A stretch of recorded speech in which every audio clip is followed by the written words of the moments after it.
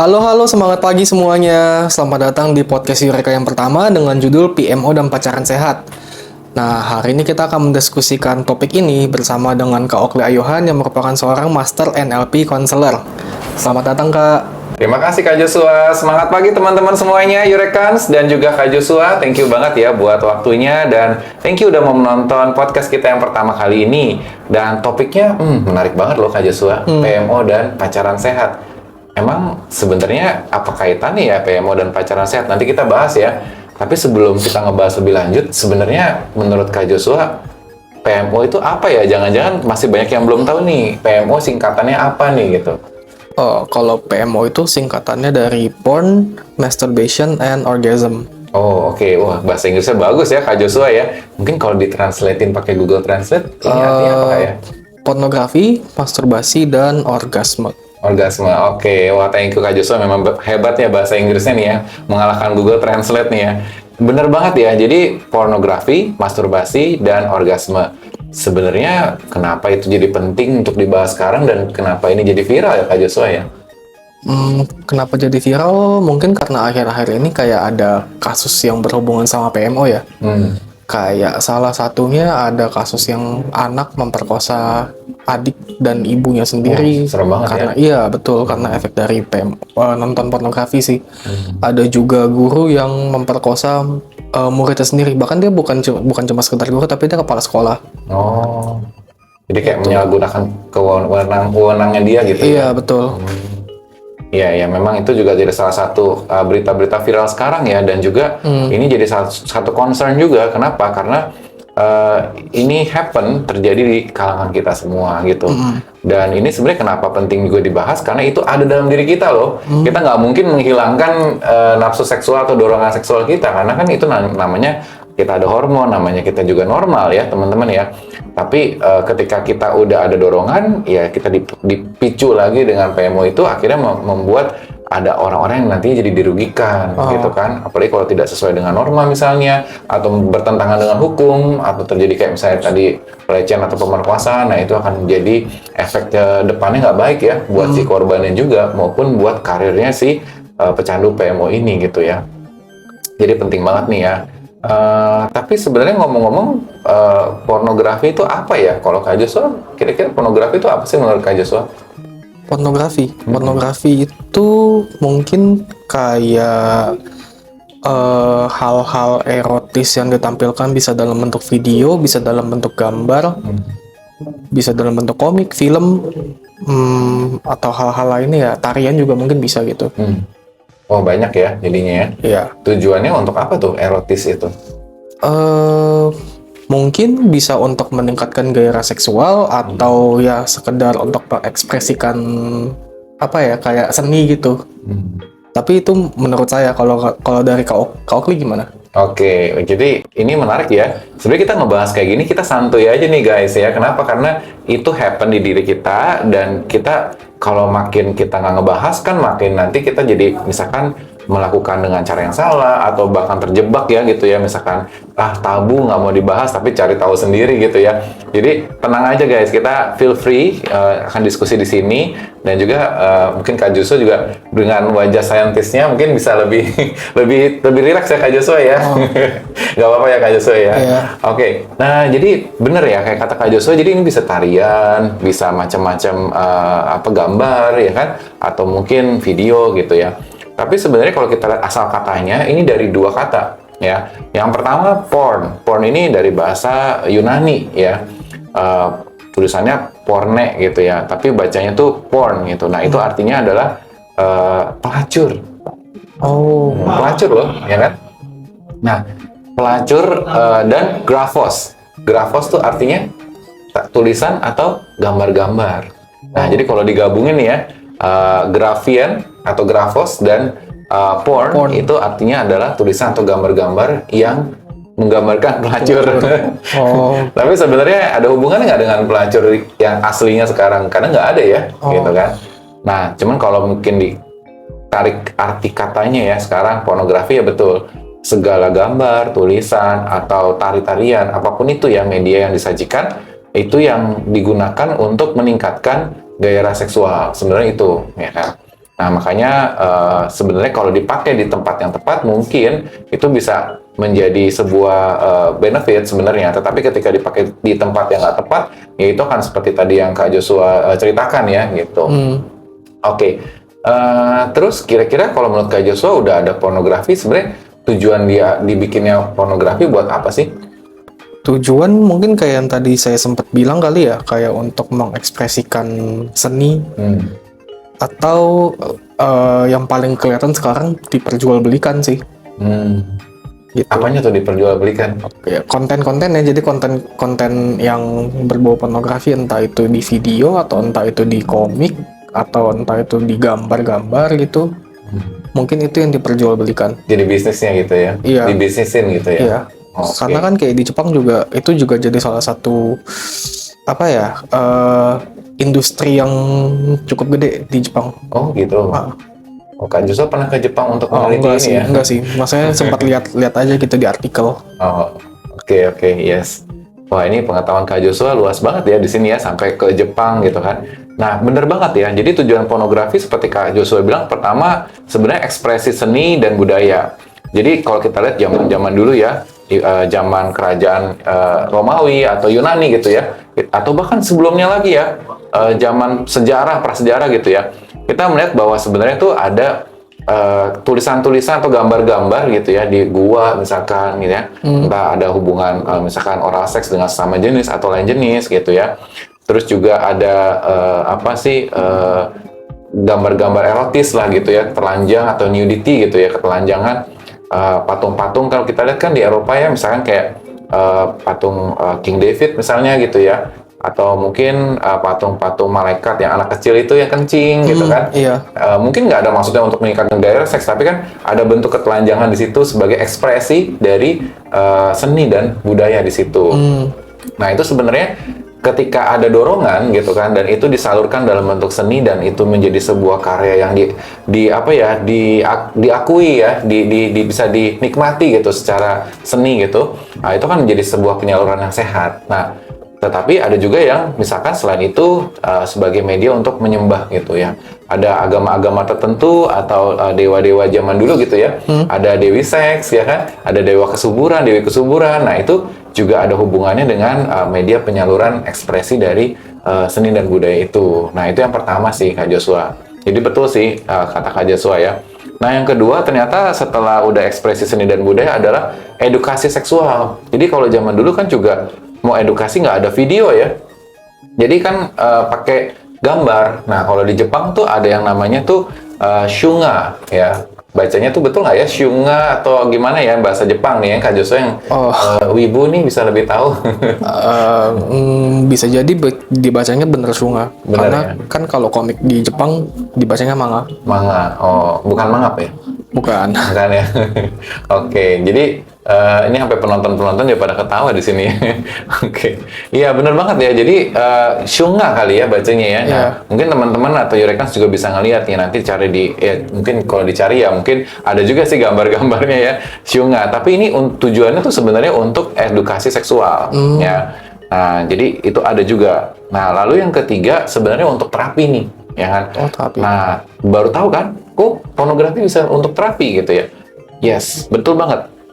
Jadi ada beberapa hal yang membuat pornografi itu bisa menjadi terapi ya. Yang pertama, ketika kita pengen ada sexual exploration, kita belum pernah hubungan seks sama sekali, masih casingnya masih unboxing nih gitu ya. Cuman dorongannya ada, tapi belum pernah ngelakuin ya. Terus gimana cara kita tahu nih rasanya atau titiknya atau gayanya? Ya salah satunya eksplorasinya melalui pornografi gitu. Nah, terutama ketika kita mau memasuki jenjang misalnya pernikahan gitu ya, hubungan yang lebih serius lagi. Nah, kita perlu tahu kan si pasangan kita tuh sexual preferences-nya mau yang kayak gimana. Lu mau mulai duluan atau lu mau di atas atau lu mau di bawah gitu misalnya. Nah, itu akan diketahui ketika kita menonton pornografi dan itu akan kita bisa diskusikan. Nah, itu jadi kita bisa tahu dari situ sebenarnya. Nah, lalu yang kedua adalah ketika kita tuh mau mengetahui sexual function kita. Misalnya, ketika jenis-jenis video seperti apa yang membuat kita tuh kayak bangkit gitu ya.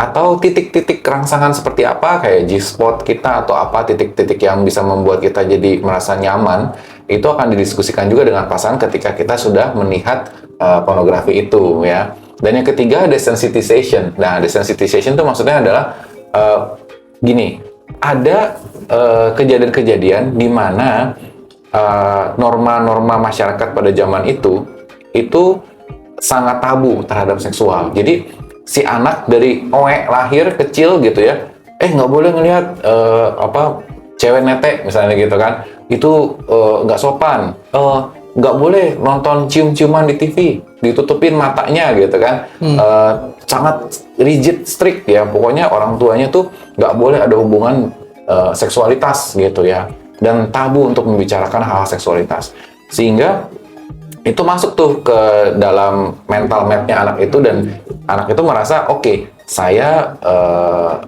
merasa seksualitas itu adalah jijik, kotor, dan jorok, dan sesuatu yang berdosa. Apalagi ditambah lagi dengan mungkin nilai-nilai agama gitu ya, mengajarkan kita untuk itu dosa nih misalnya gitu. Nah, ketika mau beneran dipakai gitu ya, oke, pas lagi menikah gitu ya, mau dipakai gitu, itu akan menciptakan kecemasan, ansietas gitu ya, kecemasan seksual. Waduh, gue harus ngelakuin ini sekarang, dan akhirnya jadinya merusak hubungan dengan pasangan. Kenapa? Karena pasangannya mau, kitanya nggak siap nih, karena kita takut, cemas, dan ngerasa jijik, dosa, dan segala macam. Nah, dengan adanya pornografi ini akan memboost ya, meningkatkan gairah, dan juga membuat ketegangan-ketegangan seksual itu akan mereda gitu. Nah, tetapi bukan berarti udah tahu dari podcast ini langsung beralasan gitu ya. Ini kan buat terapi ya, boleh dong gue nonton gitu ya, terus mengkonsumsi terus. Ini harus memang dipantau dan sesuai dengan terapi seksual atau seksolog gitu ya. Kenapa? Karena itu ada resiko dan pertimbangannya juga, risk and consideration-nya gitu. Yang pertama, jangan sampai kita terikat malah jadi adiksi gitu, malah jadi kompulsif. Kalau nggak ada pornografi, gua nggak bisa bangkit, gua nggak bisa gua nggak bisa menikmati seksual. Atau kalau nggak dapet cewek yang model atau cowok yang model kayak gitu, gua nggak bisa. Nah, itu akhirnya menjadi sebuah adiksi dan kompulsif gitu. Jadi salah nih, malah jadi gitu, bukan terapi, malah jadi membuat kita makin terikat gitu kan. Ada masalah baru lagi. Nah, lalu yang kedua juga adalah ketika kita tuh malah aksesnya tuh melanggar etika, misalnya di mana aja atau dengan siapa aja ya, ada pertimbangan etis juga di situ.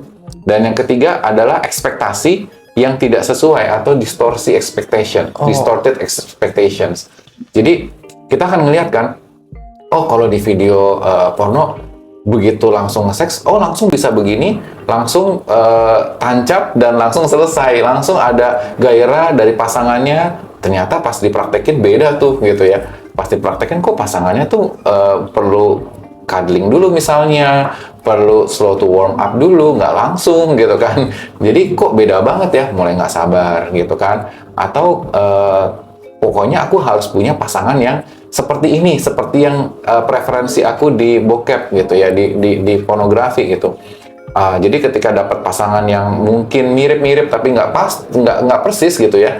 Oke, kita mulai kayak memaksakan atau supaya aku bisa dapat gairah yang sama ketika aku nonton pornografi, kamu pakai dong baju anak SMA, atau kamu pakai dong baju ini gitu ya. Kamu gayanya kayak gini dong, nungging dulu atau apa dulu misalnya gitu. Terus juga kamu potong dong mode rambutnya, mungkin ya harus gimana, atau harus panjangin atau apa. Nah, jadi itu akan membuat gue nggak bisa kalau nggak seperti yang di bokep gitu. Nah, itu akhirnya menjadi ekspektasi yang nggak sesuai dengan kenyataannya, atau dari fantasi tidak bisa diterjemahkan langsung ke realitinya gitu. Itu sih sebenarnya. Nah, jadi terapi juga bisa. Nah, dan yang terakhir sebenarnya tujuan pornografi adalah untuk saat ini ya, sejak era teknologi, adalah untuk bisnis. Gitu. Hiburan, bener ya, perdagangan. Dan perdagangan, bisnis gitu. Kenapa? Karena ini ada potensi loh. Bayangin loh Kak Joshua. Mungkin Kak Joshua kelahiran tahun berapa nih Kak Joshua? Aku 96. 96 ya? Wah, masih muda nih ya teman-teman ya. Ya 96. Nah, pas Kak Joshua masih kecil, lihat anak-anak SMP, SMA zaman itu mungkin masih kecil-kecil juga ya. Kayak nggak terlalu cepat matangnya gitu. Iya. Ya, mimpi basahnya juga mungkin masih 14-13 tahun gitu ya. Menstruasinya mungkin 13-12 tahun gitu. Tetapi kalau kita lihat zaman sekarang nih ya, orang-orang, wah, masih SMP udah kumisan, ya. Masih SD udah menstruasi gitu. Jadi angka untuk cepat matangnya lebih cepat zaman sekarang. Tetapi kalau zaman dulu, ketika kita mau nikah, lebih deket nih. Oke, kita matang secara seksualnya, misalnya yang cowok gitu ya, 13 tahun deh misalnya. Terus nikah umur 20 tahun misalnya. Zaman dulu ya. Berarti hanya nunggu selama 7 tahun kan? Nah, 7 tahun nunggu, terus akhirnya bisa disalurkan. Nah, tetapi kalau zaman sekarang, cowoknya 12 tahun udah mimpi basah misalnya, atau 11 tahun ada yang udah mimpi basah. Terus nikahnya 30 tahunan. Berarti dia nunggu 19 tahun atau 20 tahunan untuk bisa menyalurkan. Nah, jadi masa delay-nya tuh nunggunya lebih lama, tetapi dorongannya makin kuat karena pornografi di mana-mana bisa diakses dengan mudah gitu. Nah, itu yang menjadi satu bisnis nih, ada celah. Oke, mau media penyaluran, ayo pakailah pornografi. Dan ternyata bisnis pornografi ini juga salah satu yang menghasilkan cuan paling gede loh. Karena kebutuhannya ada, dan yang tadinya segmennya untuk pasangan yang dewasa gitu ya, bergeser sekarang ke, mungkin zaman aku dulu masih ke remaja ya, SMP, SMA. Sekarang bergeser lagi ke anak-anak gitu. Berarti marketnya makin luas ya? Makin luas, sehingga makin gede lagi yang revenue yang didapatkan. Ditambah lagi, kalau anak-anak dan remaja, itu kan masih lagi penasaran-penasarannya, belum bisa ngelakuin, hormonnya lagi tinggi, penasaran. Nah, akhirnya jadi media target market yang sangat empuk buat si para industri hiburan pornografi ini sih sebenarnya. Nah, ini yang dimanfaatkan untuk membuat fantasi-fantasi dan segala macam yang kadang-kadang nggak sesuai juga dengan realitanya. Nah, seperti itu sih. Jadi itu alasan-alasan, beberapa alasan kenapa pornografi itu dibikin sih, Kak Joshua. Gitu ya ternyata. Iya, Kak Joshua kayak sangat ini ya, menghayati nih kelihatannya ya. Oke, nah dari Kak Joshua sendiri mungkin pernah tahu nggak ya, mungkin kayak teman-teman sekolah dulu atau kuliah misalkan gitu ya, kira-kira kapan nih pertama kali orang-orang tuh mengakses pornografi nih, Kak Joshua? Yang setahunya Kak Joshua aja deh gitu. Kalau zamanku itu sih dulu teman-teman ada yang mulai ngomongin pas SMP sih. SMP ya? Kelas berapa tuh? Kelas 8 kayaknya, 8 atau 7. Oh, kelas 7, kelas 8. Iya. Nah, trennya sekarang bergeser ke SD kelas 6. Oh, makin muda ya? Makin muda, nanti lama-lama jangan-jangan TK. TK. Ya. Atau bayi ya, udah ngomongin. Bisa jadi juga, karena memang, ya itu kan targetnya diperluas. Karena memang pasarnya itu lebih gede di situ, karena mereka penasaran. Itu. Dan ketika sudah terikat pun, itu sama seperti narkoba. Nanti kita akan bahas juga ya di situ ya, gitu kan. Narkoba yang akhirnya membuat lama kecanduannya itu lebih lama dibandingkan dengan orang-orang yang sudah mendekati andropause atau menopause gitu kan, seperti itu. Jadi, nah itu berdasarkan studi ya, rata-rata orang yang udah mengakses pornografi itu di usia yang pertama kali di usia 12 tahun loh. Tapi itu udah beberapa tahun yang lalu ya. Dan tentunya ketika sekarang ini kita teliti lagi, mungkin kecenderungannya bisa menurun, bukan 12 tahun lagi, mungkin ada yang 10 atau 11 tahun. Nah, dan itu akan masih bervariasi ke depannya, bahkan bisa lebih muda lagi, gitu. Gitu sih. Oke, menarik juga ya ini ya. Jadi makin lama bisa makin bergeser marketnya. Betul. Dan juga mungkin nanti variasinya juga makin banyak kali ya. Ya, betul banget Kak Joshua. Jadi bisa meluas sampai kemana-mana nantinya kan, dengan berbagai rentang usia. Nah, jadinya ketika orang udah kecanduan pornografi, ya kan, dan itu akan mendorong nafsu kan. Nah, ketika nafsu itu biasa disalurkan salah satunya melalui masturbasi. Nah, di sini kita akan ngebahas juga nanti tentang masturbasi ya teman-teman ya. Kenapa? Karena ketika orang terarousal itu ada semacam hormon yang namanya dopamin, atau sebutannya itu happy hormone. Jadi sama kayak kita kecanduan game ya, pas lagi main game kan lagi seru-serunya tuh, ketika kita mencapai kemenangan kan kita akan merasa yeay gitu ya. Nah, itu perasaan seperti itu yang kita alami ketika kita orgasme seperti itu. Nah, jadi kita bisa teralasa karena kecanduan dopamin yang banjir di otak, dan itu membuat kita jadi kayak pengen lagi, dan pengen lagi. Kayak otak tuh minta terus gitu. Nah, sedangkan kadang-kadang keadaan kan nggak bisa seperti yang kita mau gitu. Itu akan menjadi sebuah masalah karena antara fantasi dengan realita itu bisa jadi berbeda. Kayak gitu sih Kak Joshua. Oke, berarti kalau misalkan semakin terarousal, dopaminnya makin tinggi gitu ya? Iya, jadi kayak bisa terangsang terus kan, terpicu terus, harus dikeluarkan terus. Ketika nggak dikeluarkan, ya otak minta kan, kayak wah ini pengalaman sensasi yang mengenakan ini nggak didapatkan lagi, jadi otak minta gitu, seperti itu. Jadi kalau misalkan orang terus-terusan maksa nih mau nonton itu supaya dopaminnya keluar, nanti ada efek buruknya nggak, Kak? Oh ada tentunya, karena kan segala sesuatu yang dipaksakan nggak baik juga ya Kak Joshua ya, gitu Iya. kan. Main game boleh nggak? Boleh. Tapi kalau main game jadi kecanduan, nah itu yang jadi masalah kan. Nah sama, nafsu dorongan seks ya boleh aja, namanya kan ada sesuatu yang ada dalam diri kita. Tapi ketika kita paksakan nih untuk harus selalu dapatkan sensasi itu terus-terusan, kalau nggak dapet itu kita nggak happy, kalau nggak dapet itu kita uring-uringan. Nah itu akan membawa dampak nih. Yang pasti nomor satu dampaknya adalah kita jadi mengurangi produktivitas kita. Karena kita pikirannya hanya ke situ terus kan. Jadi energi kita habis tuh. Semua orang kan pasti punya energi ya. Nah, energi psikis, energi biologis. Ketika pikirannya ke situ terus, ya akhirnya energinya kurang. Sehingga orang gampang capek, ya kan.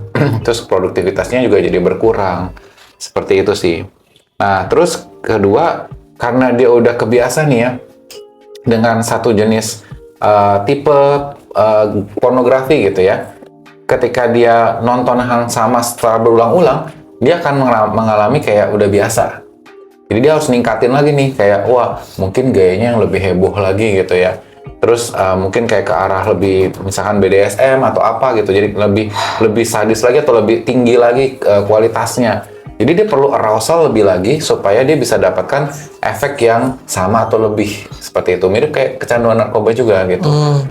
Nah, begitu juga ketika dia lagi ada dorongan masturbasi seperti itu, dia jadi kayak susah cari escape room ya, cara tempat lain untuk bisa keluar dari zona itu. Nah, sehingga yang bahayanya nih, misalnya ketika lagi mau dipakai beneran nih, lagi mau berhubungan seksual ya, gitu kan, ketika udah menikah gitu ya. Itu jadi dia kayak ngerasa ya kok begini doang nih, misalkan kalau dengan pasangan, atau lama ya nggak kayak di film, kok bisa cepet, bisa kuat berbagai gaya. Sedangkan namanya dalam film kan itu kan ada cut gitu ya, nggak mungkin satu scene selalu semuanya. Kita aja podcast kali ini kita banyak latihan juga ya Kak Joshua ya gitu. Iya. Nah, apalagi ketika nanti hubungan seksual ya sebenarnya perlu ada komunikasi gitu kan. Nah, nggak mungkin tiba-tiba langsung semua satu scene terobos terus, ya kecapean juga gitu sih. Nah, terus dampak berikutnya adalah perubahan cara pandang. Yang biasanya nih kita memandang cinta itu kan nggak cuma sekedar seks doang ya, tapi cinta itu ada intimasi ya kan, tapi juga ada komitmen juga gitu ya, ada kerjasama juga. Tapi ini kayak dipandangnya hanya oke, pokoknya kebahagiaan akan kudapatkan dengan pasangan kalau dia bisa memberikan kepuasan seksual buat aku. Jadi ada perubahan cara pandang tuh terhadap pasangan dan seksualitas. Pasangan itu sebagai objek seks yang harus bisa memenuhi nafsu-nafsunya dia gitu. Terus juga pasangan, oh kalau udah mulai ada bentuk yang berbeda nih gitu ya dengan model yang dia suka, ya dia udah mulai kayak turun nih misalkan gairahnya. Nah begitu juga ketika di pihak lain ya, pihak lain si pasangannya ketika ketahuan nih sama si sama pasangannya, oh kamu ada konsumsi pornografi dan bahkan sampai kecanduan gitu ya, dan dilihat tipenya itu bukan seperti badannya dia. Nah si pasangan juga akan insecure kan, wah sampai selamanya aku nggak mungkin kulitnya seputih itu gitu kan, kulitku memang asalnya ya seperti ini gitu. Terus wah bentuk badannya seperti ini gitu ya, kayak biola gitu kan, ini aku tuh one pack misalnya gitu. Ya akhirnya si pasangan juga jadi merasa insecure nih. Nah jadi merusak trust juga nantinya dengan si pasangan itu. Nah jadi itu juga membuat si pasangan ini merasa yang kecanduan ini ada nggak bersyukur. Jadi kayak gampang bosenan karena ya kalau namanya bokep kan kita bisa berganti-ganti ya.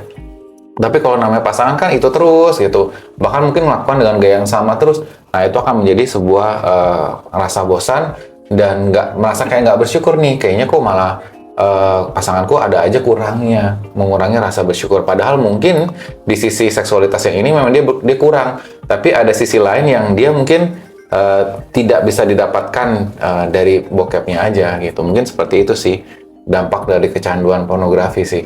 Dan kalau secara biologis sebenarnya ada juga sih, merusak otak juga sebenarnya. Merusak otak. Ya, jadi kan karena dopamin dikeluarkan terus dan juga area prefrontal cortexnya yang bertugas untuk meregulasi emosi atau regulasi nafsu meregulasi nafsu itu juga jadi lama-lama kayak agak kendur gitu. Seperti itu sih, Kak Joshua. Oke. Nah, tapi selain dampak itu tuh kan ada dampak lainnya. Misalkan ada orang yang kecanduan pornografi gitu. Apa yang mereka lihat di pornografi terus sama di realitanya kan bisa berbeda tuh. Itu bisa mempengaruhi gak ke hubungan relationship di dunia nyata gitu. Iya. Atau bisa juga gak kayak misalkan nanti tuh berpengaruh kan pornografi kan nggak cuman ada pengaruh negatif ya, pasti juga ada pengaruh positif. Bisa gak kayak misalkan orang yang nonton itu tuh jadinya ada pengaruh positif ataupun negatif di hubungannya mereka? Oke. Tentunya namanya sebuah hal itu nggak semuanya positif, juga nggak semuanya negatif. Ada positif negatifnya ya.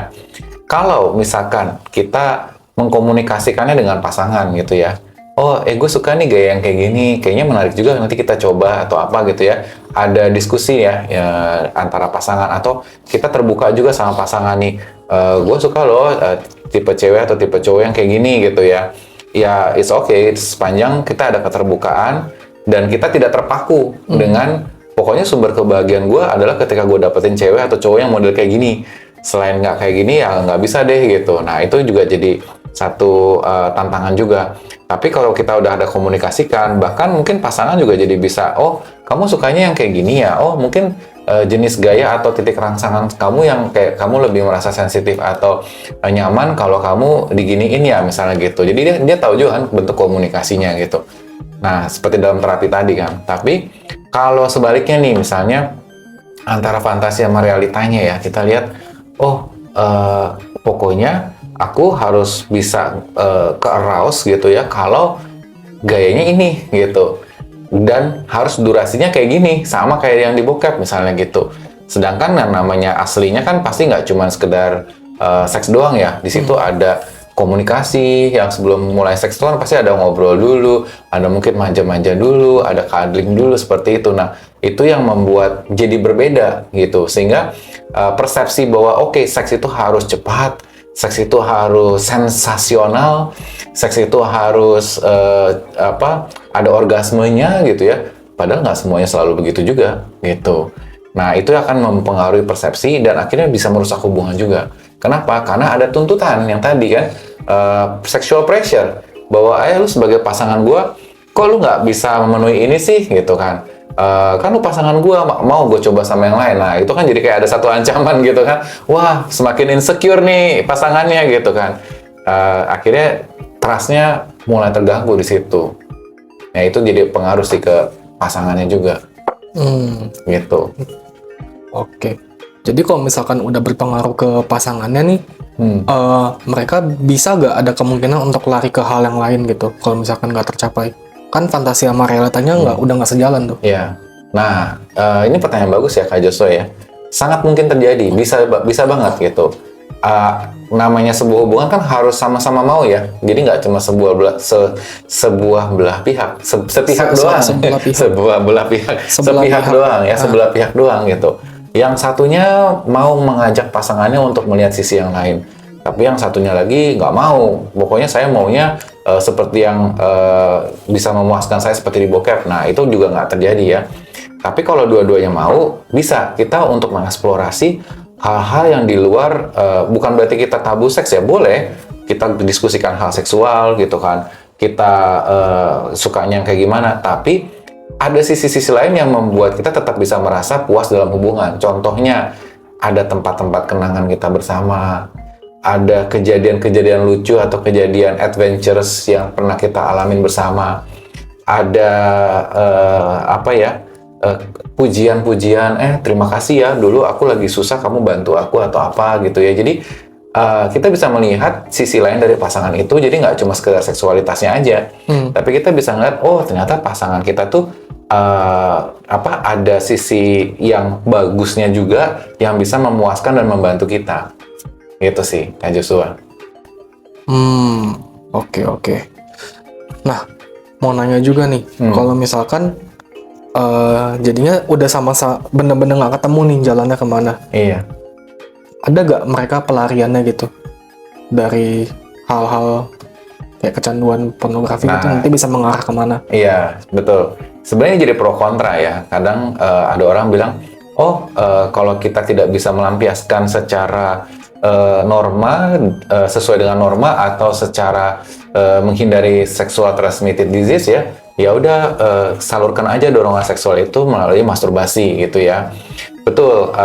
Ada salah satu caranya seperti itu, ya kan?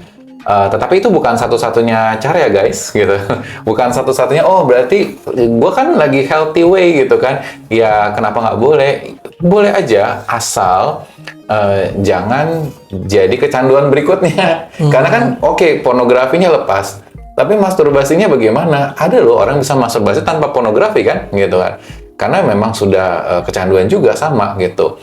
Makanya dulu sempat ada istilahnya tuh challenge ya. Kak Joshua pernah dengar nggak ada challenge 1 month untuk nggak ngelakuin masturbasi? Oh iya tahu. Namanya Nuts No Nut November. No Nuts November ya kan, November. Nah itu mungkin teman-teman ada yang pernah dengar nggak ya No Nuts November itu? NNN ya, triple N gitu ya. Itu challenge buat kita tuh untuk nggak masturbasi selama sebulan.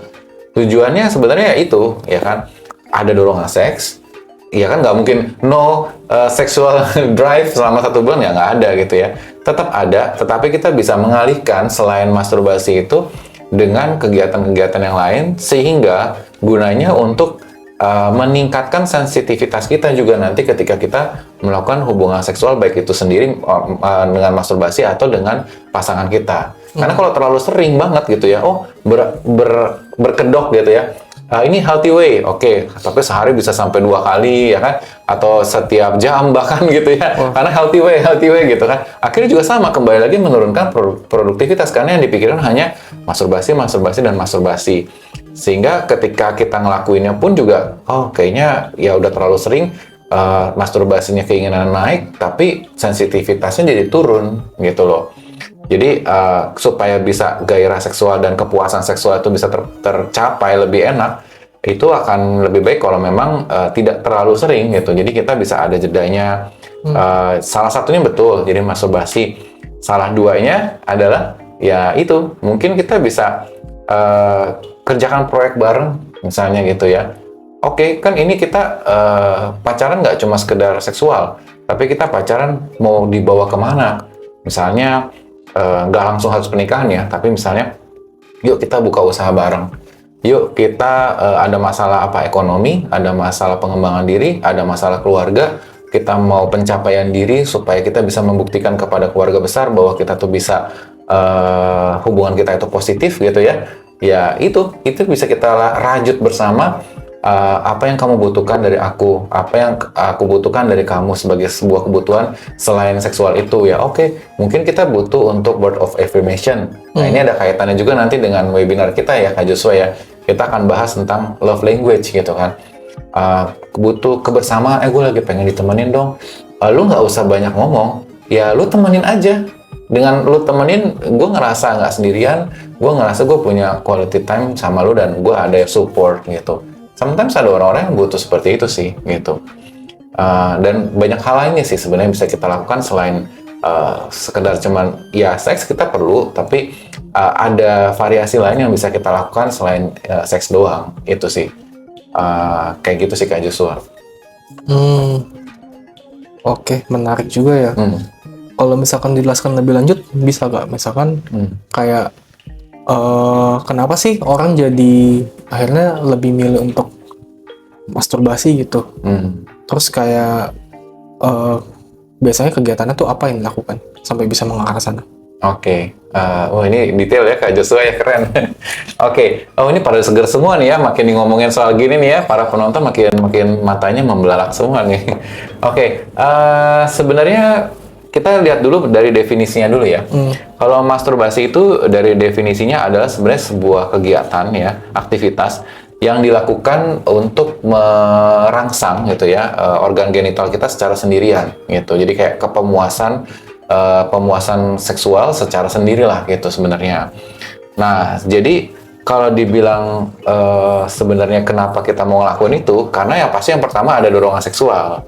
Mau cowok, mau cewek, pasti ada fase-fasenya tuh, ya kan? Kalau kayak cewek kan lagi hormonnya tinggi gitu kan, pengaruh ke mood misalnya, atau juga kadang-kadang pengaruh ke aktivitas sehari-harinya gitu ya. Nah, kalau cowok juga sama nih.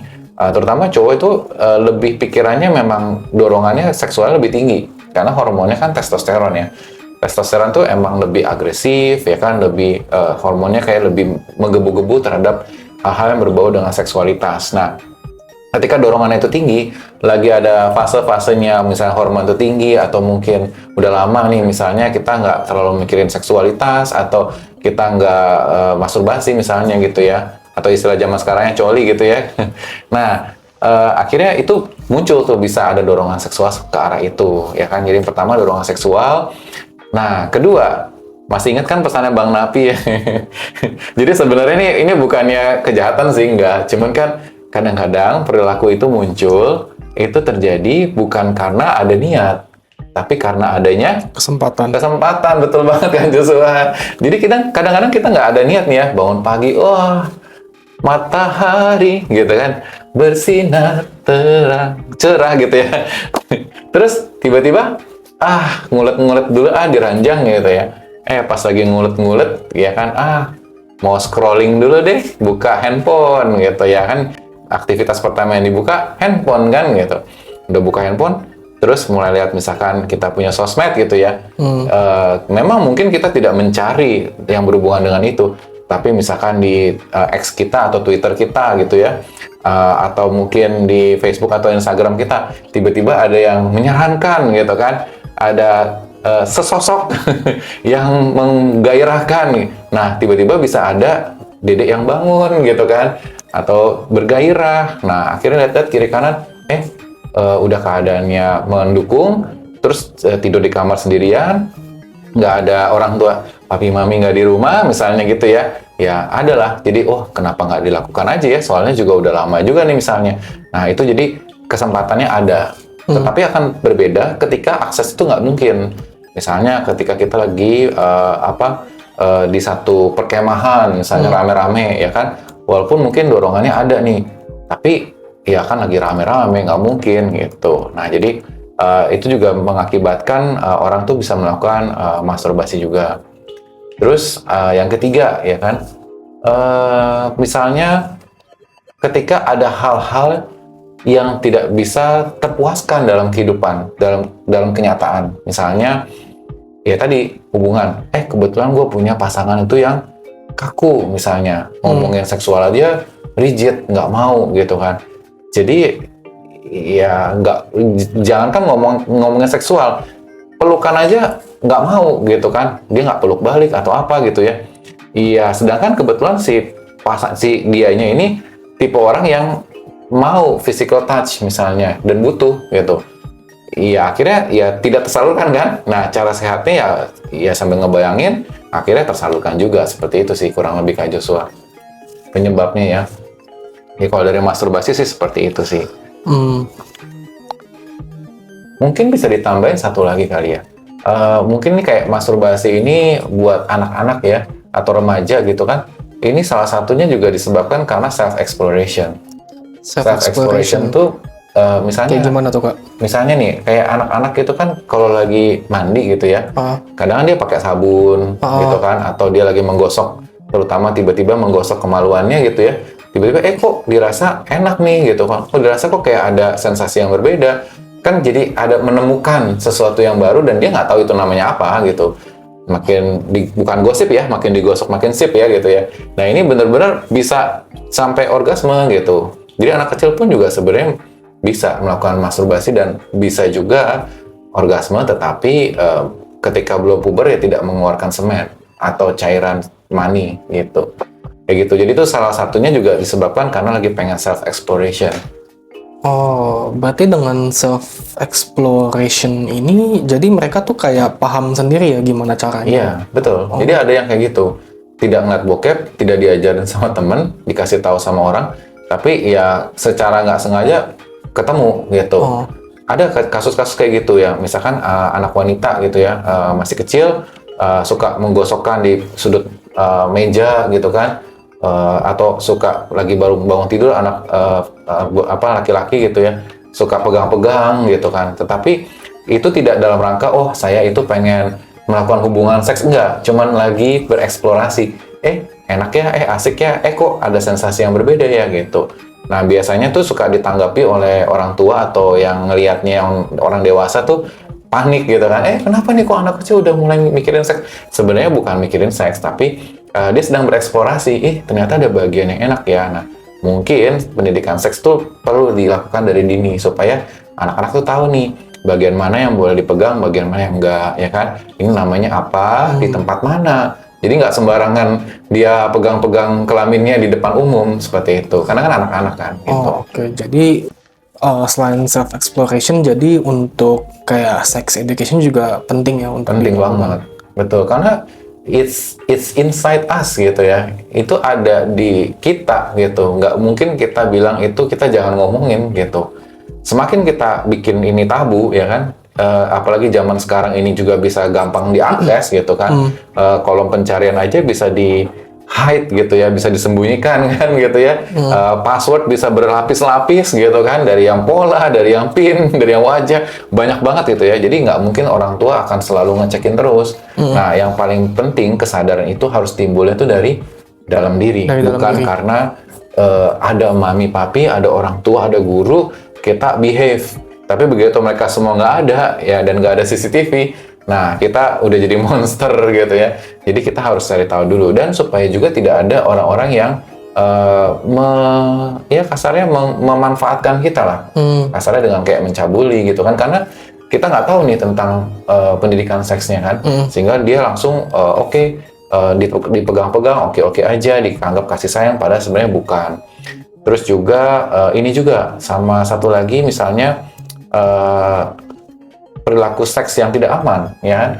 Jadi ketika remaja nih misalnya, ini nggak ngomongin anak-anak ya, remaja penasaran kan, tapi tidak diimbangi dengan pengetahuan seks yang memadai, sehingga si remaja ini ya main ngelakuin kan, main coblos sana sini ya kan, kayak pilkada ya, pemilu gitu, akhirnya berbuah gitu kan. Nah repot kan, belum siap ini dengan buahnya, memetik buahnya gitu, jadi bahaya lagi, atau bahkan kena sexual transmitted disease atau penyakit menular seksual. STD ya? STD gitu sih. Jadi ya seperti itu sih teman-teman. Jadi sebenarnya pro kontra sih ya kan, kalau kita bilang soal norma, soal budaya, atau soal nilai-nilai agama gitu ya, mungkin akan dianggap ini sesuatu yang dianggapnya berdosa, atau dianggapnya ini sesuatu yang masturbasi ini jangan dilakukan gitu ya. Tetapi kalau kita ngomongin dari segi aspek kesehatan, atau kita ngomongin dari media penyaluran ya, bisa dipertimbangkan gitu. Tetapi jangan sampai terikat gitu kan, karena segala sesuatu yang terikat ya itu jadi nggak baik juga kan gitu. Nah di samping itu beredar juga mungkin fakta-faktanya nih, mitos-mitos yang beredar nih Kak Joshua. Mitos dan fakta kayak apa aja tuh? Seperti apa tuh Kak? Pernah tahu nggak, kayak yang pernah dengar nggak kalau abis coli-coli itu apa tuh akibatnya atau gimana? Pernah dengar nggak mitos-mitosnya nih? Oh, kalau dulu pas sekolah suka ada yang ngomong ya, lututnya kopong. Kayaknya itu dari zaman ke zaman ya. Kayak banyak banget ya. Oke, lututnya kopong. Mungkin bisa dicek aja, Joshua kopong nggak ya? Atau di sini ada yang kopong nggak nih ya? Itu kenapa tuh tiba-tiba jatuh? Wah, kopong ya? Apa lututnya jatuh ya? Oke. Nggak bercanda Kak. Sampai bingung ya. Santai Kak. Iya, jadi itu salah satu mitos nih ya, kalau sering coli katanya lututnya kopong. Terus apa lagi nih Kak Joshua? Ada yang tahu nggak? Pernah denger nggak? Kurang tahu lagi sih. Kayaknya cuma pernah dengar itu doang. Oh, ada lagi nih, kalau kebanyakan coli nanti habis. Oh, emang bisa habis ya? Oh iya, dulu sempat beredar gitu, jadi nggak keluar lagi gitu, udah habis gitu. Kalau yang cowok ya maksudnya nggak keluar sperma lagi. Berarti gitu, harus di maksudnya. apa? Harus diisi ulang, top Harus up. di refill. Oh, kayak top up tinta gitu ya, pakai Veneta. Oke, iya harus di top up, mau warnanya apa, black atau color? Ya, yang hijau kali ya, biar agak lebih terang gitu warnanya. Kayaknya agak gimana ya warnanya hijau ya. Iya itu, tapi semuanya itu mitos sih, ya kan. Sebenarnya beredar karena pengetahuannya kurang, ya kan. Jadi orang menyebarkan kalau pegangan tangan nanti bisa hamil gitu ya, cowok sama cewek pegangan tangan nanti hamil gitu kan. Ciuman pun bisa hamil gitu kan. Terus yang tadi lututnya kopong kalau keseringan coli. Terus nanti kalau coli kebanyakan juga nanti habis tuh gitu kan. Itu mitos-mitos ya gitu kan. Berarti faktanya gimana tuh, Kak? Kalau Nah, pada faktanya ya kan. Faktanya yang pertama, tidak ada pengaruh antara lutut yang kopong dengan masturbasi ya teman-teman ya. udah kayak judul skripsi ya, nggak berpengaruh signifikan berarti. Iya, tidak ada pengaruhnya gitu. Kenapa? Karena ya tidak ada hubungannya antara si lutut itu, penyakit lutut dengan si masturbasi itu gitu. Masturbasi ya perilaku seksual, lutut kopong ya mungkin penyakit yang lain lagi gitu ya. Nah, yang benar adalah sebenarnya ketika kita misalkan kebanyakan masturbasi, bukan lutut kita yang kopong, jiwa kita yang kopong. Karena apa? Kita cuma mikirinnya tentang masturbasi doang, kita nggak ada diisi dengan yang lain gitu kan. Nah, makanya sebenarnya terlalu banyak juga tidak baik juga ya, segala sesuatu yang terlalu berlebihan gitu.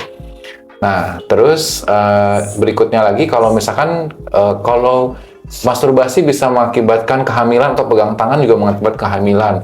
Ya, itu tidak benar juga ya, karena tidak ada cairan sperma atau sel sperma yang masuk ke sel telur. Jadi intinya supaya bisa terjadi pembuahan atau kehamilan, itu sel sperma itu harus bertemu dengan sel telur. Nah, kalau selama tidak ada pertemuan, ya tidak mungkin terjadi gitu.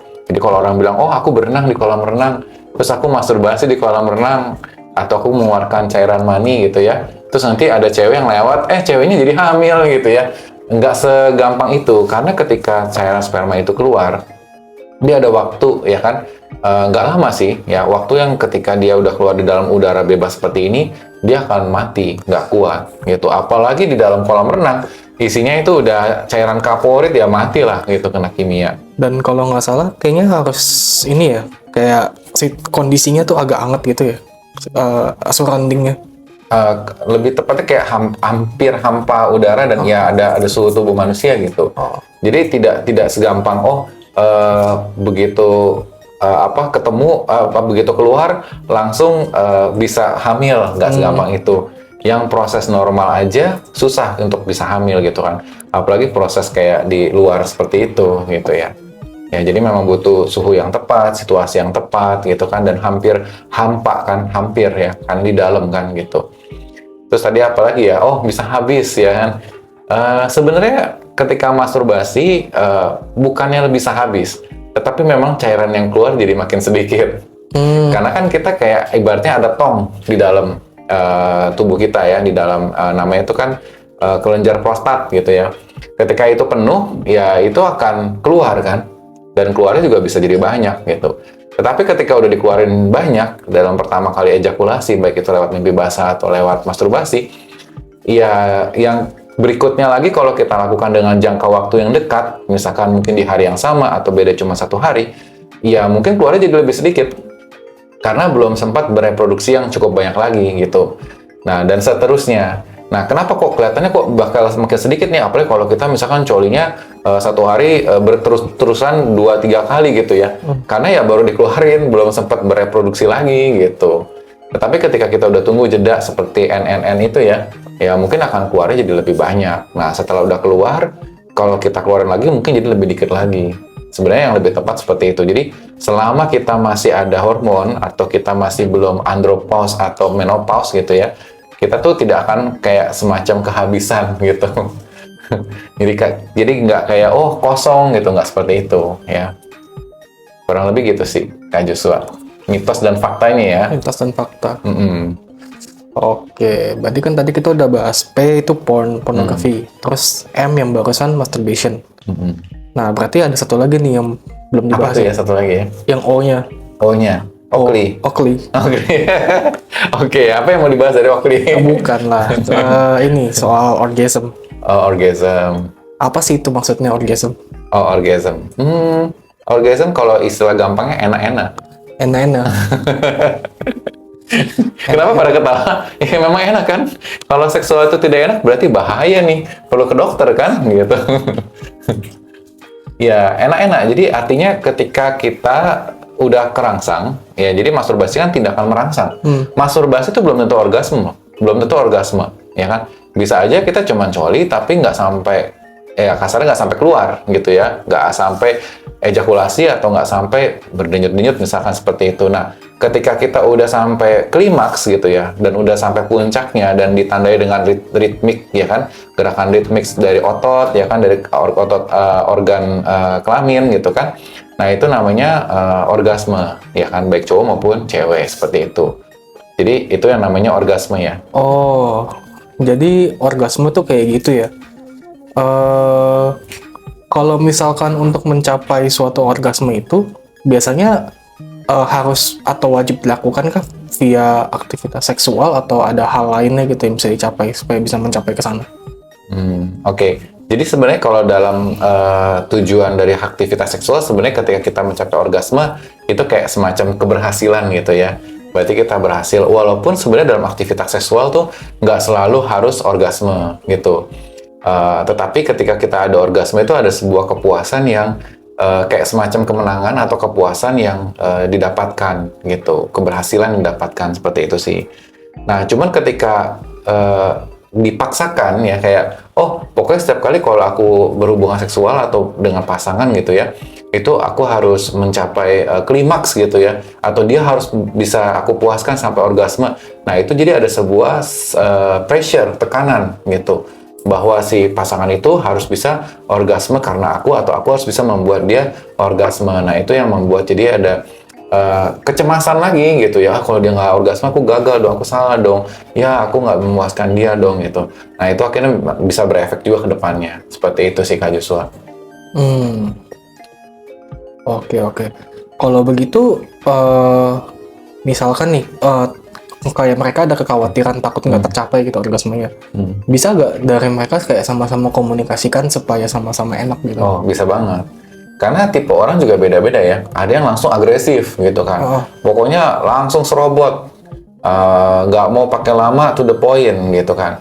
Tetapi ada juga yang pasangannya tuh yang slow to warm up. Jadi kayak pelan-pelan dulu, dia butuh cuddling dulu, dia butuh heat up dulu gitu kan.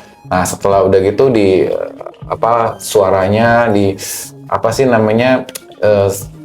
puji-puji dulu, manja-manja dulu gitu. Terus mungkin kayak ada ya pelukan dulu dan segala macam. Nah, itu yang membuat jadi naik. Nah, setelah naik akhirnya baru bisa orgasm gitu nanti ujung-ujungnya gitu. Jadi nggak serta-merta langsung disentuh kerangsang terus langsung orgasme. Tahapan alurnya nggak wajib harus begitu. Kadang perlu komunikasi juga. Bahkan ketika sudah ada intercourse misalkan gitu, itu juga masih perlu komunikasi lagi ketika misalkan sakit atau ketika tidak nyaman di bagian tertentu. Nah, itu kan balik lagi tuh ke awal. Jadi kayak ngulang lagi dari awal lagi gitu. Seperti itu sih. Oke. Jadi komunikasi itu sangat-sangat penting sih dalam mencapai orgasme juga. Karena kita akan mencapai orgasme kalau kita juga ada rasa puas, percaya, dan nyaman sama orangnya. Nggak cuma sekedar nafsu aja gitu. Dan kepuasan yang sejati adalah ketika bukan cuma berhubungan seksual doang ya, tapi ketika misalkan berhubungan seksual dengan orang yang kita percaya, dengan orang yang bisa membuat kita tuh nyaman dan kita kayak apa sih seolah-olah tuh kayak oke, gue nyaman dan sebagai rewardnya adalah orgasme gitu. Seperti itu sih. Oke. Nah, tadi kita udah sempat bahas pornografi kayak gejala kecanduannya atau efek kecanduannya apa. Di masturbation juga udah. Nah, kalau misalkan dari tiga-tiga nih kan kita topik utamanya PMO ya. Kayak apa nih gejala kecanduan atau bahkan efeknya dari PMO-nya sekaligus? Oh, tiga-tiganya ya? Tiga-tiganya. Yang pertama kalau orang yang kecanduan PMO itu dia tuh pribadinya agak tertutup gitu, ya kan? Tertutup. Suka nggak suka. Kenapa? Mungkin dia akan kelihatan ceria dalam in certain ways gitu ya, in certain aspects gitu. Dia bisa diajak ngobrol, oke, nyambung, main, olahraga dan segala macam. Tetapi ketika ditanyakan soal seksualitas gitu kan, atau ditanyakan soal lihat handphone lu atau apa gitu ya, orang-orang seperti itu akan merahasiakan gitu kan, karena kan di situ isinya banyak gitu ya. Jadi dia pasti akan lebih tertutup, dia akan mencari waktu dan me time atau apalah namanya ya, berkedok itu misalkan, ya dia akan lebih tertutup karena dia butuh waktu untuk menyalurkan itu kan, sehingga dia jadi kelihatannya kok kayak pribadinya tuh jadi agak nggak open maksimal lah gitu. Ada hal-hal yang dia tutupin dan yang membuat dia tuh menghindari aktivitas sosial atau mengisolasi diri misalnya seperti itu. Nah, terus kedua, saking kuatnya ya, jadi dia tidak bisa mengontrol kadang-kadang. Jadi dia pengen juga untuk melakukan masturbasi di tempat umum, bukan di depan umum ya, di tempat umum. Jadi misalkan di toilet umum atau di tempat-tempat umum, tetapi mungkin tetap masih privasi gitu ya. Nah, lalu yang ketiga, walaupun ya misalnya dia lagi nggak ngeliat bokep gitu kan, dan dia juga lagi nggak kepengen masturbasi, tetapi karena itu sudah sebuah ritual gitu ya, pokoknya harus deh gitu, kayak ada yang kurang kalau gue nggak ngelakuin itu. Nah, itu udah satu alarm tegas ya dibandingkan dengan orang-orang yang karena dorongan seksual melakukan gitu. Jadi walaupun dia nggak terlalu terangsang, tapi dia tetap mau melakukan itu gitu. Lalu yang terakhir, kayak selalu memikirkan terus-terusan nih tentang konten porno itu, tentang aktivitas seksual itu. Di otak itu tentang itu deh. Kayak orang bilang tuh kayak otaknya ngeres gitu ya. Apa tuh namanya? Mikir jorok terus gitu. Kayak gitu sih, kayak Joshua. Oke, jadi kecenderungannya mereka bakal lebih mengisolasi diri, terus kayak punya dorongan untuk melakukannya di tempat umum, dan juga lebih banyak mikirin soal kayak konten-konten porno atau masturbasi gitu ya. Oke, berarti itu dari sisi PMO-nya ya. Iya. Nah, kalau tadi kan saya sempat ngomong nih, topik kita di podcast kali ini kan ada PMO dan pacaran sehat. Nah, kalau gitu, kalau dari sisi pacaran sehatnya tuh gimana? Kayak pacaran sehat tuh apa sih maksudnya? Oke. Ya, kita sekarang masuk ke pacaran sehatnya. Siapa di sini yang mau punya pacar yang sehat? Berarti pacarnya harus gemuk, terus tahan penyakit gitu ya, nggak gampang capek gitu ya. Itu daging kurban nggak sih? Itu pacar atau kurban ya? Kayak kurban deh. Iya, ya. Jadi bukan seperti itu ya, teman-teman ya. Maksudnya kita punya gaya pacaran yang sehat, bukan punya pacar yang sehat ya. Ya, gaya pacaran yang sehat. Nah, apa kaitan PMO sama gaya pacaran yang sehat nih sebenarnya? Nah, kaitannya itu sangat erat. Kenapa? Karena kalau kita mikirnya selalu tentang pornografi dan masturbasi dan orgasme, berarti itu juga yang akan kita perlakukan kepada pasangan kita, kepada pacar kita. Baru pacaran, udah minta lihat dong bagian tubuh itunya misalnya. Atau udah mulai kasih kode-kode, nih aku lagi mandi, tiba-tiba ada yang naik, atau tiba-tiba gunungku ada yang basah misalnya gitu kan. Jadi udah mulai kode-kode tuh ya kan. Sedangkan baru di awal nih gitu ya. Sedangkan yang namanya pacaran itu kan nggak selalu melulu tentang seksualitas. Tetapi di situ ada komitmen, di situ ada penyelesaian masalah bersama, melengkapi, komunikasi, dan lain-lain. Banyak tuh. Nah, tetapi kalau namanya si orang yang sudah kecanduan PMO, dia tuh kayak fokusnya itu terus gitu, sehingga dia tidak bisa melihat aspek-aspek lain dari si pasangan, sehingga ujung-ujungnya bukan pacaran sehat yang didapat, tetapi ya pacaran yang jadi lawannya, pacaran sakit ya. Pacaran sakit kan, atau pacaran yang tidak sehat, seperti itu. Tapi ngomong-ngomong, pacaran sehat tuh maksudnya apa sih? Ya, pacaran sehat tuh artinya gini, mungkin sebelum aku jawab kenapa pacaran sehat itu apa, kita lihat dulu ya, sebenarnya pacaran itu tujuannya untuk apa? Itu yang paling penting ya. Kalau kita di psikologi, kita percaya ya, semua tindakan yang dihasilkan atau dilakukan oleh manusia itu pasti ada motifnya, baik yang disadari maupun yang tidak disadari, baik yang terlihat maupun yang tidak terlihat, overt atau tidak kelihatan gitu ya. Itu pasti ada penyebabnya. Nah, gua mau pacaran, itu pun pasti ada tujuannya. Nggak mungkin orang nggak ada apa-apa, tiba-tiba pacaran deh gitu ya, nggak mungkin gitu. Pasti ada tujuannya. Nah, ada beberapa alasan orang mau pacaran. Ya, kira-kira kalau Kak Joshua apa nih? Tahu nggak? Kira-kira apa sih alasan orang-orang tuh pacaran? Kenapa nggak jomblo aja gitu? Atau TTM lah? Ya, mereka mau nyari pasangan hidup sih, harusnya. Dan mungkin nanti bakal ngarah ke pernikahan gitu. Oke. Jadi mau ke jenjang hubungan yang lebih serius gitu ya. Mau ke cari pasangan hidup. Salah satu alasannya, betul.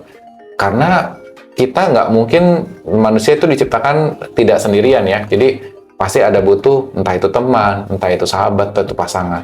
Nah, ketika kita mau ngomongin soal pasangan hidup, udah pasti masalah hidup kan nggak cuma masalah ranjang, tapi masalah hidup ada masalah dapur, ya kan? Oh, iya. Ada masalah ranjang, ada masalah apa? Ruang tamu gitu? Kurang tamu. Kan ada dapur, ada ranjang, ada ruang tamu, ada rumah tangga. Iya, rumah tangga. Ya kan? Jadi masalah itu banyak ya. Ada masalah rumah tangga yang ngurusin anak, gaya komunikasi, keluarga besar, dan lain-lain. Nah, jadi kalau misalkan kita cuman mikirinnya seksual doang, ya berarti kan nggak sesuai dong dengan tujuan mencari pasangan hidup. Yang dimana pasangan hidup itu akan melengkapi kita nggak cuma sekedar urusan seksualitas, tapi urusan kerjasama tim dalam menghadapi masalah hidup. Itu yang paling penting. Jadi makanya alasannya harus jelas nih. Kalau gue cari pacar cuman untuk pemuasan nafsu, iya juga bisa, tetapi itu juga nggak cukup kuat. Karena apa bedanya ketika kita cari si porn yang tadi? Porn itu artinya si PSK itulah gitu kasarnya gitu kan, si pelacur itu. Nah, apa ininya kan bedanya dengan pasangan tuh apa gitu kan? Nah, jadi makanya harus diperjelas dulu nih. Tujuan dari perpacarannya apa? Oke, kalau tujuan dari perpacaran adalah untuk cari pasangan hidup, nah berarti kita harus cari yang sehat gitu, gaya pacaran yang sehat. Nah, terus gimana nih kita bisa melihat sebuah pasangan ini memiliki gaya pacaran yang sehat atau enggak ya? Tadi Kak Joshua pertanyaannya seperti itu kan? Iya. Nah, cara yang bisa kita lihat nih, yang paling pertama adalah kita harus punya komunikasi yang baik nih, itu udah pasti, ya kan? Pacaran sehat tuh pasti punya komunikasi yang baik. Karena gimana? Si A lahir dari keluarga yang berbeda, si B juga lahir dari keluarga yang berbeda. Dua kebiasaan disatukan dalam sebuah hubungan, itu pasti akan ada perbedaan-perbedaan, nggak mungkin nggak. Yang satu rumah aja bisa jadi berbeda-beda. Dari kecil loh kita sama papi mami kita kan bisa beda tuh, beda pandangan, beda sifat, padahal satu genetik gitu ya. Apalagi yang beda genetik, beda rumah, beda didikan, beda pengalaman, beda value. Nah, itu pasti harus perlu namanya komunikasi yang baik tuh, ya kan? Nah, terus yang kedua, kalau kita udah komunikasi yang baik, pasti kita bisa ada rasa trust. Ya dong, kan? Gue ngerti nih maksudnya dia apa. Dia juga ngerti maksudnya kebutuhan gue apa nih. Nah, ada rasa trust. Gue bisa andalkan dia bisa andalkan gue gitu ya. Ketika ada trust terjalin, hubungan jadi kuat. Karena trust itu adalah basic atau the foundation of the relationship. Jadi trust itu adalah dasar dari sebuah hubungan gitu. Jadi kita nggak curigation gitu sama pasangan kita terus-terusan, ya kan? Terus karena kita ada trust, kita bisa saling menghargai itu. Oke, kamu butuh misalkan me time. Ya kan kita trust, ya dia nggak mungkin ngapa-ngapain kan. Ya kita kasih dia menghargai waktu dia me time. Nggak selalu kita tuh satu paket. Di mana ada aku di WC, di situ dia juga ada di WC gitu ya. Kalaupun beda harus beda bilik doang gitu. Ya nggak begitu ya. Karena apa? Kita ada saling menghargainya. Oke, kamu butuh mau jalan sama teman-teman. Silahkan kamu jalan sama teman-teman kamu. Milikilah waktu dengan teman-teman kamu, dengan teman-teman arisan, dengan teman-teman komunitas, silahkan gitu kan. Aku nggak ikut nggak apa-apa kali ini gitu. Jadi nggak selalu serta-merta harus satu paket karena kita ada rasa saling menghargai itu gitu kan. Nggak usah dikuntilin gitu ya. Nah, yang terakhir ketika udah ada saling menghargai, pasti kita bisa menyelesaikan masalah bersama. Karena kita butuh yang tadi kata Kak Joshua, pasangan hidup. Pasangan hidup tuh bukan, cantik atau ganteng ya. Itu tidak bisa melengkapi hidup kita karena itu sifatnya hanya sementara, ya kan? Tetapi yang bisa melengkapi hidup kita kayak sama kita cari karyawan nih, ya kan? Oke, dicari karyawan gitu ya. Kriterianya A, B, C, D, E. Nah, kita bikin kriteria itu tujuannya untuk apa? Supaya si karyawan itu bisa menyelesaikan job desk-nya dengan baik. Nah, sama, dicari pasangan hidup, ya kan?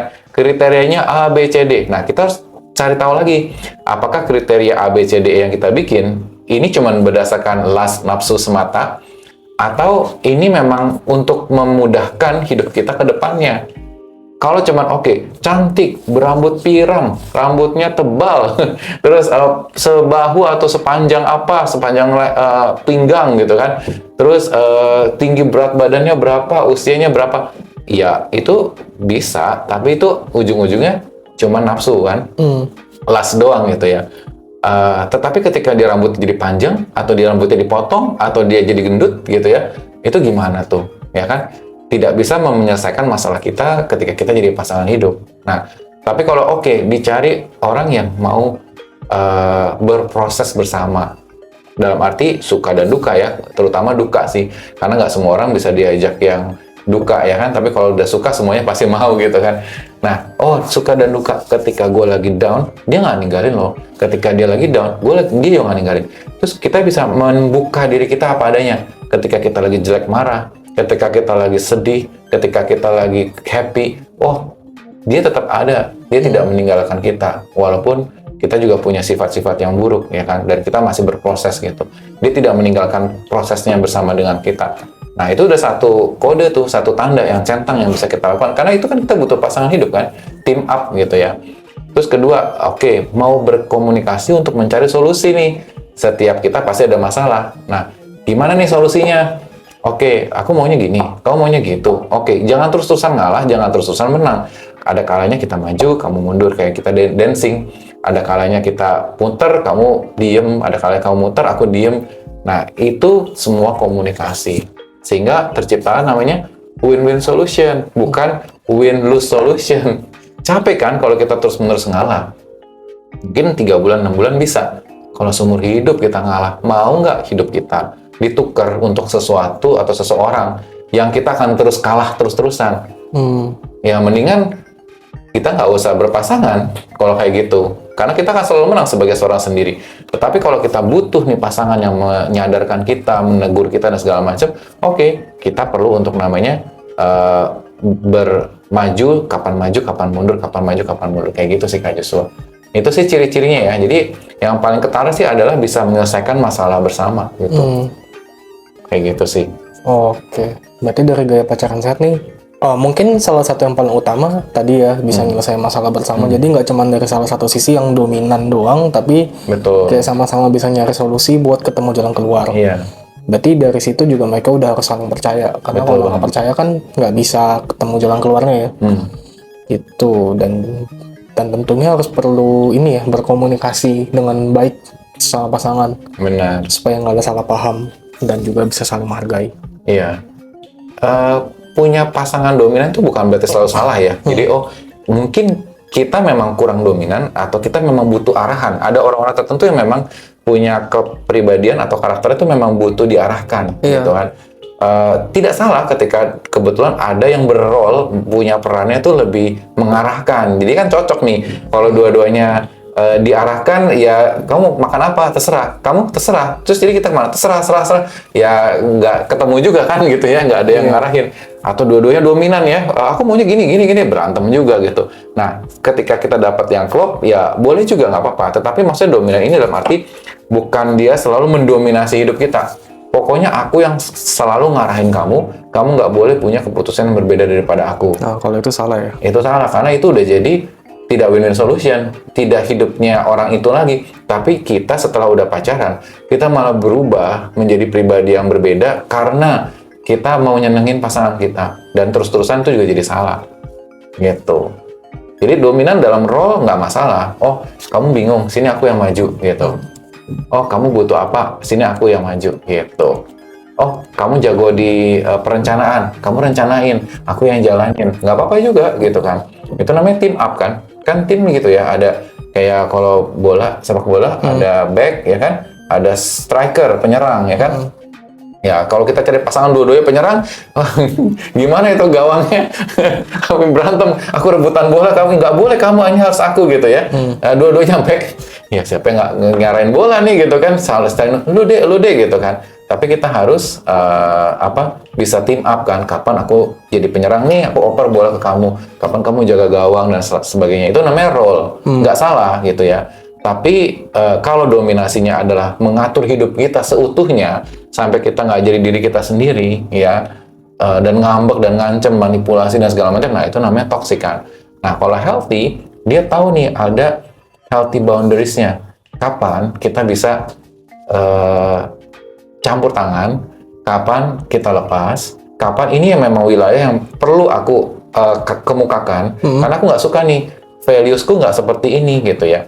Aku nggak mau kayak gini Kak Joshua misalnya gitu. Oh, masuk akal, boleh deh aku jalanin, aku turutin kamu, oke, kita baikan.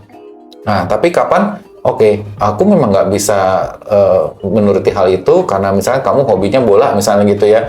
Ya udah silahkan kamu nonton, aku lagi nggak pengen nemenin ya. Ya udah kita ada boundariesnya juga, nggak semua hal harus kita turut campur tangan. Oh ada masalah keluarga kamu, ya kita juga nggak usah ikutan masuk juga gitu kan. Kamu yang selesaikan, kalau mau minta saran aku yang akan bantu ya kayak gitu. Seperti itu namanya healthy boundaries. Kayak gitu sih Kak Joshua. Nah jadi pacaran sehat ini sebenarnya yang diidamkan sama banyak orang. Nah kita juga berharap bahwa pacaran itu nggak cuma sekedar aktivitas seksual, sehingga kita bisa punya kehidupan yang lebih berkualitas dan bermakna, terutama dalam menjalani hubungan itu jadi lebih bermakna. Seperti itu sih Kak Joshua. Oh oke Kak Oakley. Berarti tadi dari materi diskusi kita nih, PMO itu kalau misalkan jadi suatu kecanduan itu bisa menyebabkan kayak beberapa hal negatif ya. Yang pertama kayak bisa bikin orang jadi terisolasi, ada yang bisa kayak punya dorongan untuk masturbate di tempat umum, kayak bahkan pemikiran dia tuh jadinya kayak soal masturbation, pornografi gitu, terus-terusan kayak begitu ya. Oke, jadi dari sana tuh ternyata penting juga ya kayak kita punya gaya pacaran sehat mungkin supaya bisa mengurangi adiksi dari PMO itu ya, gitu. Dimana kalau dengan gaya pacaran sehat nantinya kita kayak bisa kerjasama sama pasangan kita, kayak bisa nemuin solusi dan juga nanti bisa saling percaya gitu. Dan yang paling penting di satu sisi pasangannya itu nggak selalu dominan terus, tapi bisa saling kerjasama atau nanti ada yang mengarahkan, ngelit, tapi nanti bisa dilepas juga. Gitu ya Kak? Yes, indeed. Oke, makasih banget loh buat Kak Oakley atas materi diskusi hari ini. Nah sebelum kita tutup podcast di hari ini, dari Kak Oakley apakah ada quote yang mau disampaikan? Oh iya, jadi buat teman-teman semua ya, Yurekans dan yang menonton ini gitu ya, thank you banget sudah nonton sampai habis. Dan jangan lupa subscribe dan follow kita juga, ikuti terus kegiatan kita. Dan kalau ada saran, boleh banget ya, kita terima saran-saran dari teman-teman semua untuk kebaikan kita semua. Dan mungkin sebagai kesimpulannya dan penutupnya adalah kita boleh banget punya gaya pasangan yang sehat, ya kan? Dan ketika kita punya pasangan yang sehat, kita akan bisa melihat sisi-sisi lain, nggak cuma sekedar seksualitas aja dari si pasangannya, gitu ya. Nah, kenapa? Kita harus bisa namanya mengendalikan. Kendalikanlah nafsumu atau nafsumu yang akan mengendalikan kamu. Karena sebenarnya cinta itu tidak hanya sekedar oke, aku suka-sukaan doang. Tidak hanya sekedar seks semata. Tapi cinta adalah ketika kita bisa saling melengkapi, saling mendukung, dan saling menguatkan satu sama lainnya. Sukses buat kita semua dan temukan makna hidupmu bersama Eureka Smart Community. Oke, sampai jumpa teman-teman di podcast kita yang berikutnya ya. Sampai jumpa.